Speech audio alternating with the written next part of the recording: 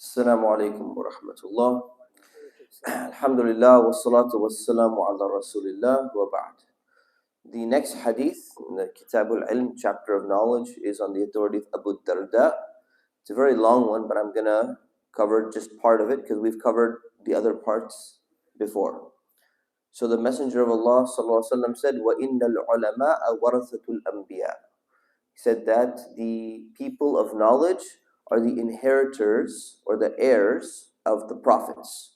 وَإِنَّ الْأَنْبِيَاءَ لَمْ يُوَرِّثُوا دِنَارًا وَلَا دِرْهَمًا. That the prophets did not yuwarrithu, they did not leave behind dinar and dirham. So dinar and dirham is like the money that they used to use at the time. وَإِنَّمَا وَرَّثُوا الْعِلْمِ. But they only left behind knowledge. فَمَنْ أَخَذَهُ أَخَذَ بِحَظٍ وَافِرٍ. So whoever takes that, whoever gets that, has taken abundant good. Rahu Abu Dawud wa Tirmidhi. This hadith is in Abu Dawud and At Tirmidhi.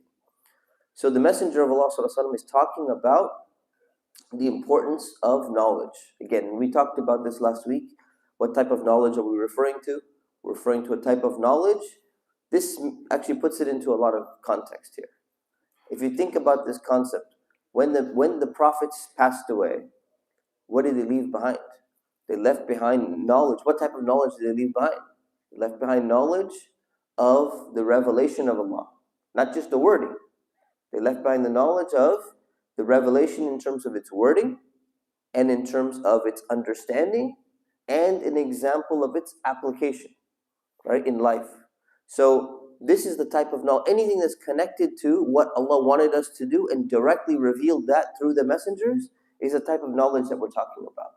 And the reality is here, he's saying that the people who have knowledge, the type of knowledge that the prophets had, or some understanding, some level of understanding like the prophets had, or are trying to reach that, they're the true heirs of the prophets. And what's interesting is the prophets did not actually leave any inheritance, even for their family. They do not inherit their money, actually. Even in fact, the money that they leave behind, it doesn't go to their family as a sign and as a gesture that their primary purpose was to teach. And the primary purpose of the next generation is to take that teaching and convey it to other people as well. So he says, whoever takes that, they have taken an abundant good. It's a very interesting use of words here. Because usually if somebody passes away, and imagine they're very wealthy, and their heirs are called, and some friend, let's say they wrote in their will some of their friends or something, and you say, wow, this person inherited millions of dollars from this other, from this friend of his. You say, wow, this person got hazin wafid, this person got an abundant amount of good. I mean, look how much they got. They didn't even know him that well. This person just left behind all this money to somebody. So the Messenger of Allah is saying, actually, if somebody was to take the knowledge that the prophets left behind, that is the abundant good. That is the amazing jackpot that you just won.